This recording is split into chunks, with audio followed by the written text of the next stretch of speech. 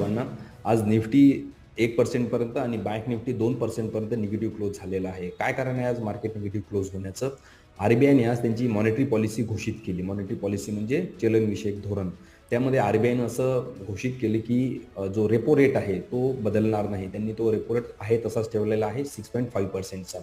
आता repo rate न बदलल्यामुळे मार्केट का खाली आलं? त्याचं कारण असं आहे की रिसेंटली जो बजेट झालेला आहे, त्या बजेटमध्ये आपल्या फायनान्स मिनिस्टर मॅडमनी जी आपली फास्कल डिफिसिट आहे, ज्याला फास्कल डिफिसिट म्हणजे वित्तीय तूट, ती त्यांनी 5.1 मेन्शन केलेली आहे किंवा त्याची 5.1 ठेवलेली आहे.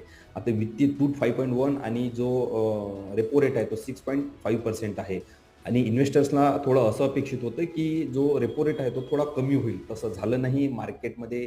त्यामुळे सेलिंग प्रेशर आलं आणि आज मार्केट निगेटिव्ह क्लोज झालेलं आहे. माहिती जर चांगली वाटली असेल सर्वांसोबत शेअर करा, लाईक करा आणि कमेंट करा. Thank you.